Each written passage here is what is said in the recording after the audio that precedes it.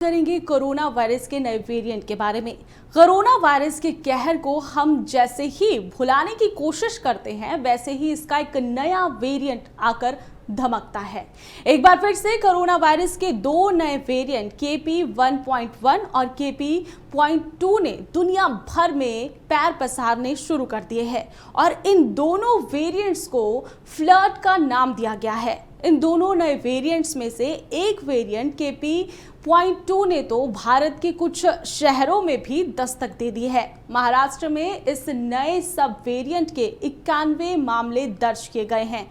इसमें से पुणे में KP.2 के सबसे अधिक 51 मामले दर्ज किए गए हैं, जिसके बाद ठाणे की अगर बात करें तो ठाणे में 20 मामले सामने आए हैं। महाराष्ट्र में जनवरी में हुई इस नए सब वेरिएंट की पहचान कोविड-19 ओमिक्रॉन सब वेरिएंट KP.2 का पहला मामला साल 2024 के सबसे पहले महीने में ही सामने आया था।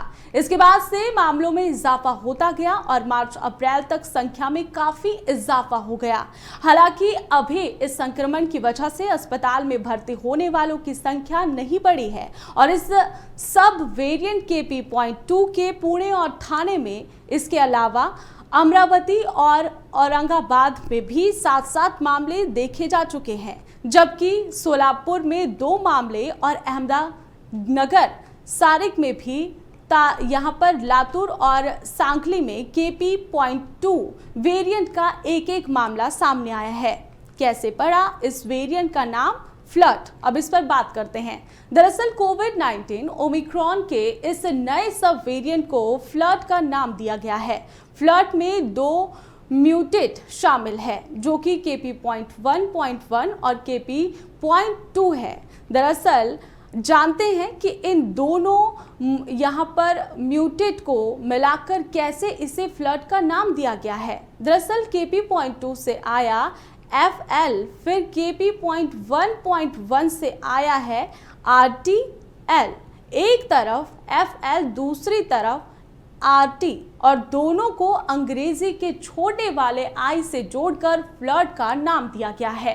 क्या है भारत में फैले KP.2 सब वेरिएंट के लक्षण? ग्राफिक्स के जरिए इसे समझते हैं कि क्या है वेरिएंट के लक्षण। दरअसल गला खराब इससे होता है, खांसी आना इसका एक लक्षण है, नाक बंद होने का खतरा रहता है, नाक बहना, थकावट, कमजोरी महसूस होना, सिर दर्द होना, मांसपेशियों और शरीर में दर्द, ठंड लगने के साथ बुखार आना, स्वाद न आना और इसी के साथ स्मेल ना आना इसके लक्षण है। किन लोगों पर इसका ज्यादा असर होता है, अब इस पर बात करते हैं। दरअसल कोरोना वायरस के नए वेरिएंट फ्लर्ट का असर सबसे ज्यादा कमजोर इम्यूनिटी वाले लोगों पर होता है, जैसा कि कोविड के समय पर होता था। ऐसे में इसके शिकार डायबिटीज, कैंसर से जुड़ी बीमारियों से गुजर रहे लोग हो सकते हैं। और ऐसे में अगर आपके ऊपर बताए गए कोई भी लक्षण अपने शरीर में आपको नजर आते हैं तो तुरंत आप डॉक्टर को दिखाएं। इसके साथ ही खांसी होने पर मास्क का इस्तेमाल करें और सोशल डिस्टेंसिंग लगातार बनाकर रखें।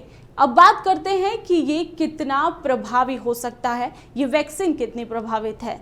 दरअसल विशेषज्ञों के अनुसार जो व्यक्ति पहले कोविड-19 के JN.1 वेरिएंट से संक्रमित हो चुके हैं, वो KP.2 वैक्सीन की चपेट में भी वेरिएंट की चपेट में आ सकते हैं। और ऐसे में कोरोना के इस नए वेरिएंट फ्लर्ट पर वैक्सीन के असर पर डॉक्टर्स का ये मानना है कि वैक्सीन कुछ हद तक ही सुरक्षित आपको कर सकता है। और ऐसे में CDC के प्रवक्ता ने कहा है कि वर्तमान में ये सुझाव देने के लिए कोई सबूत नहीं है कि KP.2 अन्य सब वेरिएंट की तुलना में अधिक गंभीर बीमारी का कारण बन सकता है। हालांकि 65 वर्ष और उससे अधिक उम्र के लोग, गर्भवती महिलाएं और इसी के साथ ही कमजोर इम्यूनिटी के लोगों को कोविड-19 से खतरा बना रह सकता है। तो फिलहाल इस कोर्ट में इतना ही। अब वक्त हो चला एक छोटी सी ब्रेक का। ब्रेक के उस पार अगले कोर्ट में क्या कुछ है खास, जल्द लौट कर दिखाते हैं आपको।